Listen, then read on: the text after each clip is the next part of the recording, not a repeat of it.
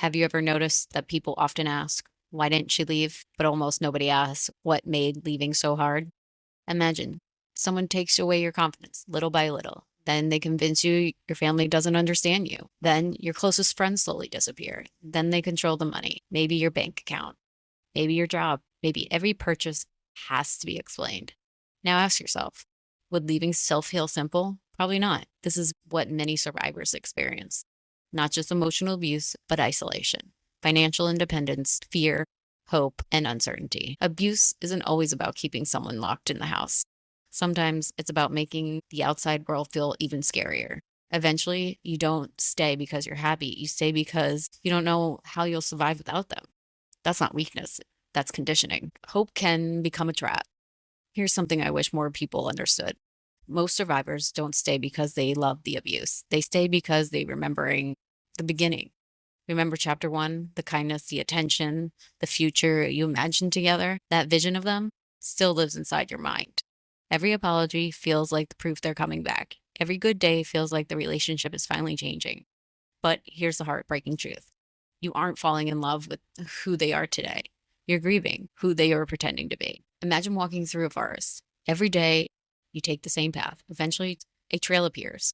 The grass disappears, the dirt becomes packed down, and the path becomes easy to follow. Your brain works the same way. The thoughts you repeat become the easiest thoughts to think. If every day you hear, you're selfish, you're impossible, nobody is going to love you, everything is your fault, eventually, those thoughts become familiar. Not because they're true, but because your brain has heard them thousands of times. But here's the beautiful part.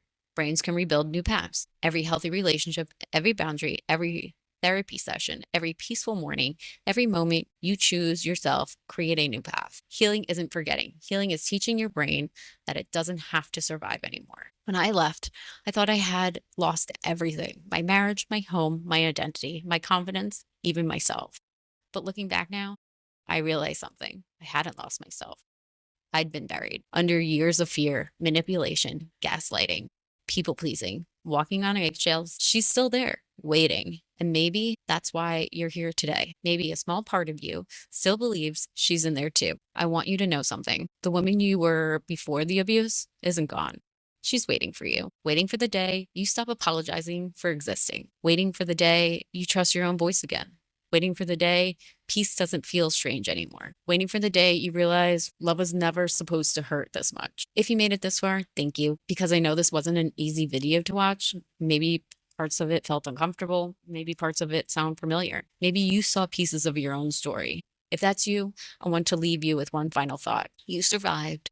Read that again. You survived. Not because you were weak, because you were incredibly strong, strong enough to protect yourself the only way your mind knew how. But surviving and living are two different things. You deserve more than survival. You deserve peace. You deserve safety. You deserve laughter that doesn't end in fear.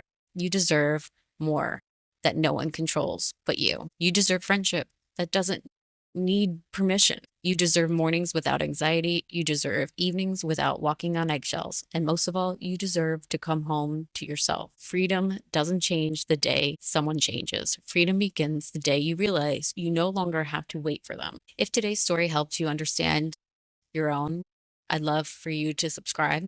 Every week, we uncover the hidden psychology behind narcissistic abuse, trauma bonds, emotional manipulation, and the journey back to yourself. Because healing begins the moment you understand what happened, and freedom begins the moment you believe you deserve it. Until next time, you don't need permission to be free. You just need a plan.